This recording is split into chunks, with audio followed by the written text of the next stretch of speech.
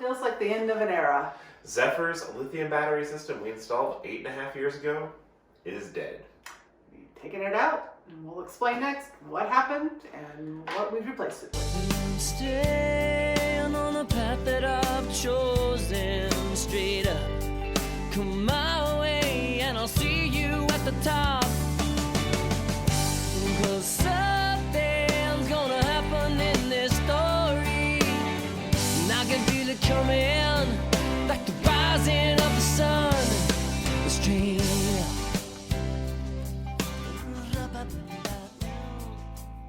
Calamity abounds. Maybe wiggle it.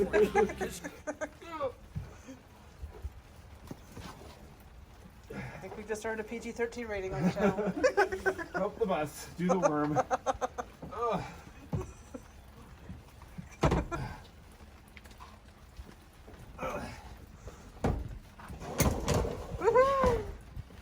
So yeah, back in 2011, right after we got our vintage bus conversion, it had no battery system in it whatsoever. Nothing, zero. And it was June.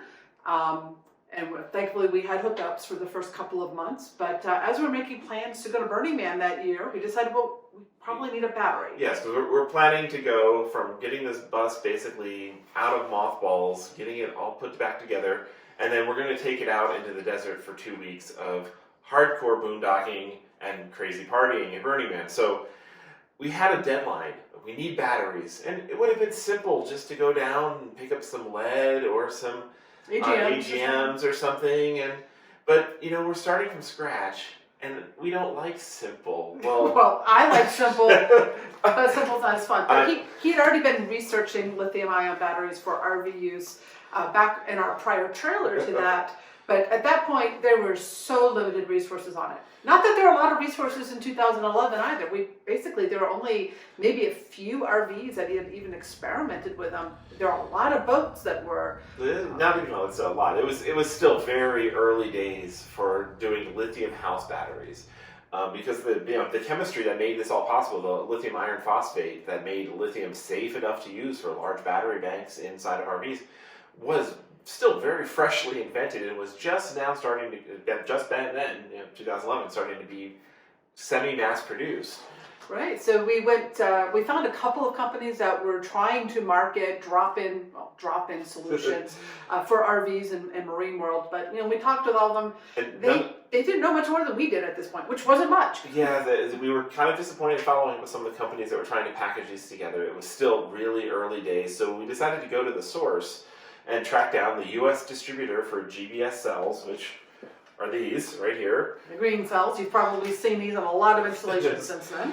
And found the distributor was in Phoenix, which was not too far, just a couple hours away from where we were. And we're down to like just a few weeks left before Burning Man. And we're like, okay, I wonder if I can make this happen.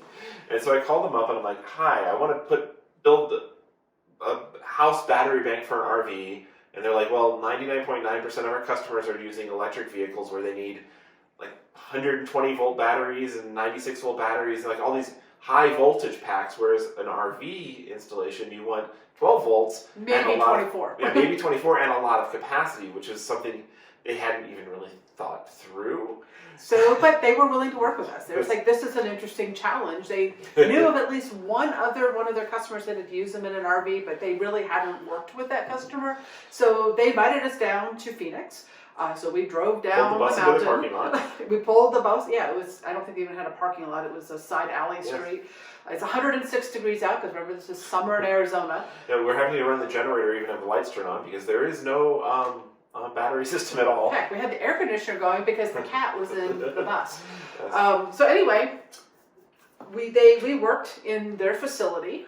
They invited us into their warehouse and trained us on using their tools. And the closest we could come up with is these were actually configured in 4 cells together at 48 volt. And what we came up with is that I think they might have. Well, yeah, the way they were set up is they were 4 and total of 12 volts, but they were designed to go in series. And we wanted, we came up with let's disassemble the cells, make them 5 across 3.2 volts, and then bolt them with these bus bars in to make 12 volt, 500 amp hour battery. So And that meant that every single one of these screws had to come out, and they were all still strapped together. yes. So we basically spent a whole day just screwing around, basically. Screwing around. Not in a fun way. And then have to, because these batteries have a little bit of a swell to them, so we had to clamp them with a hydraulic press and then screw these base plates and the straps onto them. So they had a hydraulic press, and they kind of let us use their workshop. And we built this big 500 amp hour, 12 volt slab. And these are all then assembled together in Yes. one piece. And I wish we were videographers back then. We were doing such limited video back then, so all I had was still photos and just a few of them because we were both working our butts off to get this done. and yeah, tight deadline.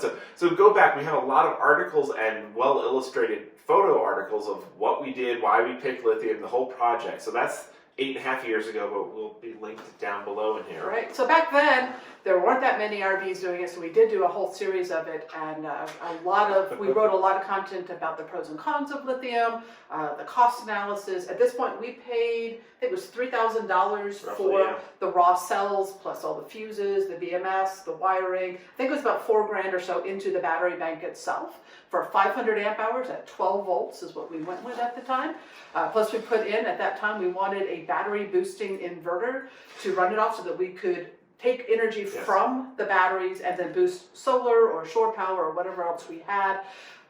So the only one on the market at that time was Victron, the Yeah. Multi-Plus. Yeah, so yeah, we when I say we had no electrical system in our bus, had no inverter, it had a teeny piddly little charger thing. So yeah, we ripped everything out and literally did the wiring, finished up the wiring of the bus in a casino parking lot the day before Burning Man. I pulled the plugs as the sun was setting, and by the time the sun rose, hands covered in blood, but the power flicked back on as the whole new bus electrical system roared to life for the first time, and then we immediately took it to the desert to hard test it. Right.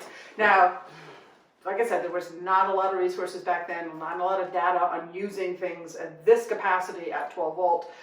And we made some mistakes, some learning curves that hopefully has helped others avoid them in the future and hasn't changed how people do these systems.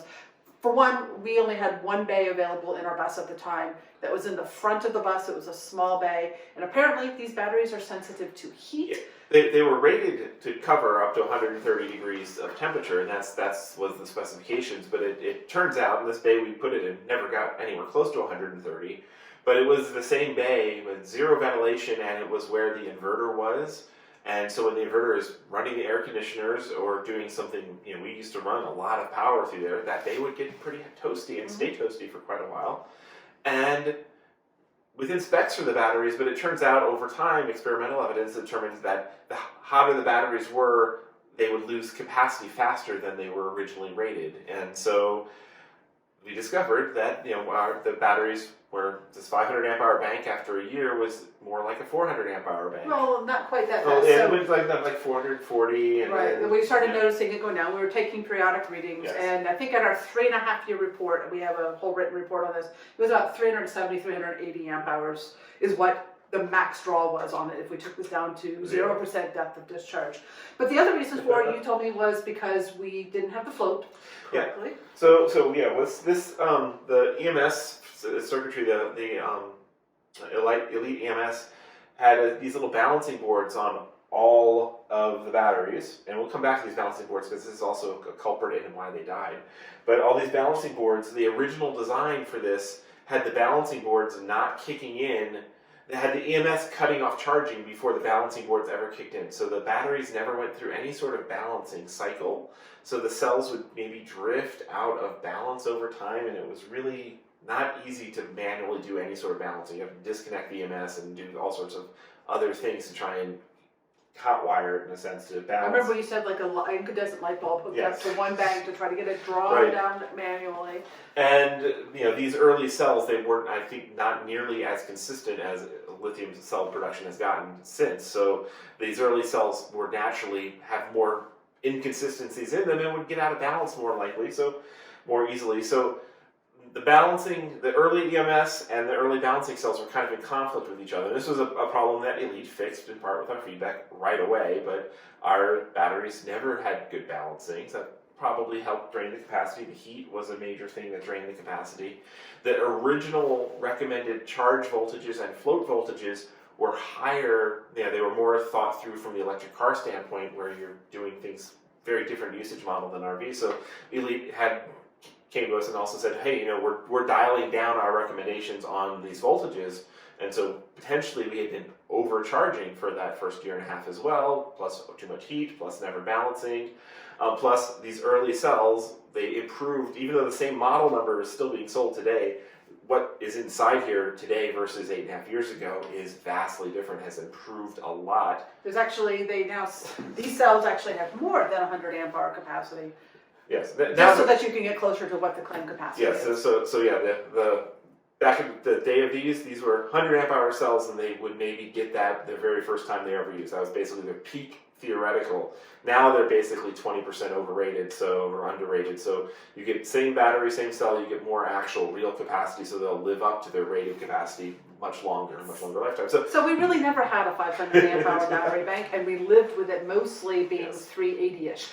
Most of the time at 0% depth of discharge, and back then, discharging down to 20% was still the rule of thumb for safety, especially because the BMS systems were just not as flushed out as they are today. So once we started to realize that the heat was an issue, we actually rewired the bus, did a whole big electrical project, and moved the inverter and the batteries to a different bay that was better ventilated, had a lot more space, was in the same bay as the plumbing, so it was both heated and cooled, and it was a much more temperature-friendly thing, and we watched over the next years, our battery capacity stopped dropping. It's basically ended up plateaued around 380 amp hours. All the way, yeah. all the way until recently. Right, so we stored the bus in early 2018 when we switched to full-time boating for a while, and didn't get it out of storage until October 2019. So it was in storage for roughly a year and a half. And during that time, the storage unit that we had it in, which was an enclosed garage, basically. Which means our solar panels could not help with this. Important point. There was an extended power outage. Yes, I'm guessing it might have been like 2 or 3 or 4 days. I don't quite know how long, but because we hadn't planned to leave the bus in storage for so long, and we were actually sick when we stored it. We didn't want to deal with cleaning the fridge, so we left the fridge running, and the thing is plugged in, and the batteries can run the fridge for several days. Well, the power was out long enough, and we could see this via the data log via the Victron inverter and our uplink and everything. The power was out long enough that the batteries reach their 0 point, and the EMS pulls the plug and disconnects the batteries, as it's supposed to. That's how it protects them from being over-discharged. So that would have been fine and well. Yes. We had family in the area that could have gone and kind of rebooted things for us. However, they were not available. They had a lot of stuff going on in their life at the time. Yeah. So the catch was the EMS, the way it was set up and the way we basically designed the circuit 8.5 years ago was it didn't have any sort of manual reset. So if the EMS detects the batteries at an under voltage state, it pulls the plug, it literally flips the contactor, and all power in the system is disconnected.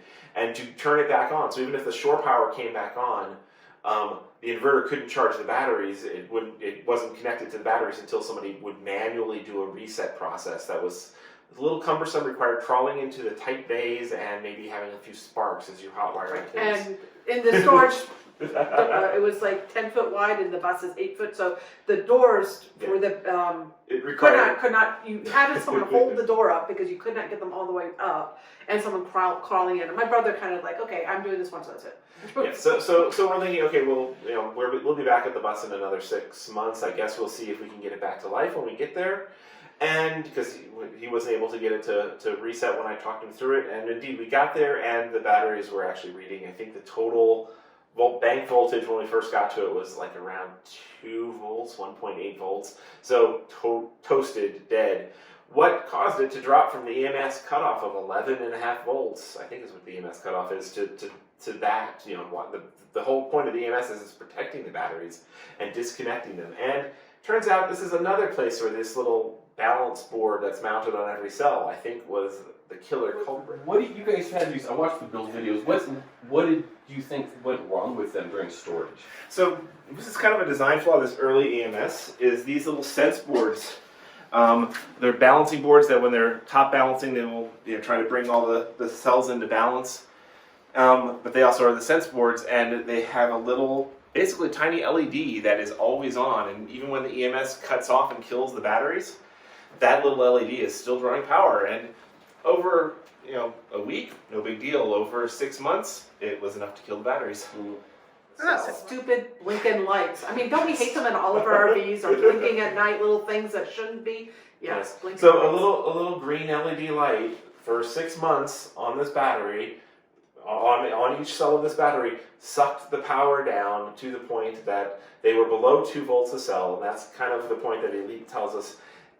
They do not recommend trying to charge it again. They consider the battery permanently damaged because Right, it'll crystallize inside. Right, they said that there would be crystallization on the lithium, and that could be dangerous. It could cause. It was just basically, we didn't want to be trusting that. It's not worth the effort to try and bring it back to life. Is how they kind of brought it. They say they don't bother if if a cell has been brought that low, and I did try and I put a charger at a very low trickle voltage on these, and I was able to bring the cells back up and get them to hold. And I didn't bring them to a full charge state, but I got them up to 12 volts again, and they were holding a little bit of capacity. So they might be potentially revivable, but never again trustable, and potentially hazard. Yeah, potentially hazard. You want to make sure that, and it's basically now considered experimental use only, and.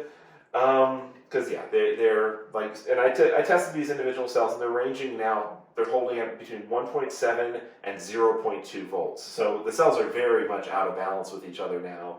Now that they're all disconnected, some of the cells might be worth bringing back to life, and some of the cells might be completely toasted. So that's the state of our bank after 8.5 years. They had kind of premature death. I think it would have lasted longer otherwise. Yeah, I think had we not made the mistake, or circumstances hadn't had us have the bus in storage that long, and we hadn't lost power, we could have gotten another year or two out of them and been happy with them. Mm-hmm. So, yes, I think lithium still does have the 10-year lifespan, especially because this was it was a beta system, Yes. I think that, lithium will stand up to the test of time. It will reach that 10-year mark that a lot of us do our cost analysis on. Don't consider that because we only got 8.5 years, or technically 7 years out of them. Before we put it in storage. Please don't make that into a determination of the lifespan of lithium. Yeah, the 7 years of heavy use, they lost capacity that first 1.5 years until we relocated them, and then they basically plateaued and performed fabulously for all that time frame. So we've gotten a lot of articles. You can read back our past. We even did a few video recaps and stuff at various points over the years, but now this is, I guess, kind of the final chapter for this particular battery bank in Zephyr, which it's been disassembled. I had to actually unbolt it to get it out to remove it from the bus, and now we've moved on to our next set of lithium. Looks like Santa arrived early. Santa got some presents for Zephyr. There's some batteries in here. That's kind of what it says. Lithium batteries. Kiki, are you excited about the lithium batteries? They'll keep your robot going. If you've been following our boating adventures as well, about 1.5 years ago, we accepted Battleborn batteries offer to put in, I think we did 300 amp hours at 24 volts on the boat as an experiment. We just wanted some hands-on time with the new mainstream drop-in options, and we've been completely happy with them. So we give them a thumbs up. We like that there's a company that's doing mainstream, that they know what they're talking about. They're creating something that is relatively, you're not going to get into a situation like this with them. Yes, they seem to be relatively foolproof, and they're backing it up with a 10-year warranty, which is... and their price point's right in line. There's about $1,000 for 100 amp hours, which is not much more than what building it yourself. When you put in our labor time put into assembling that, a Battleborn's a steal as far as I'm concerned. It's a good deal. It's well priced. Yeah, it's quality stuff, and it's definitely made for a good mainstream audience that doesn't want to be tinkering. So that's what we decided to go with upgrading our bus, or putting in new batteries in our bus, because we're about to go back in the desert and spend some time boondocking, and we needed a working house battery system again. Yes, so we opted just for 4 of their 100 amp hour 12 volt batteries. Several reasons for that. Number one, 400 amp hours, usable, full, because right there is for 100% depth of depth of discharge. So that's more capacity than we've had in a long time. And we already know that it's been working great for years. While it would be nice to have double that, we just can't justify that when we're going to be only part-time RVing, and when we're RVing, only part-time boondocking. Right. So one of our original goals was we wanted like 1,200 amp hours of power so we could run an air conditioner overnight. And we won't have that flexibility, but that's not a big deal because we're not going to be out in the summer in the RV all that much. If we need to be running our air conditioner overnight, in the way we're going to be RVing in the future, then we have done something seriously wrong. So I just don't see that being a likely scenario for us in the near-term future. So we went with the simple install because by doing 400 amp hours, I didn't have to reconfigure the space I had for batteries to do a bigger bank. It would have gotten mechanically complicated, doable to do a much larger bank, but 400 fit perfectly in the space. It's all hooked up now. We are now running our bus off lithium again, and tomorrow we head out in the desert again. So, just by random happenstance, a family friend of ours, Larry and Mary Beth, happened to come to the Escapee Saguaro Park, and they're pulling in, and we're having happy hour with them, and they mentioned that they had just done their lithium installation.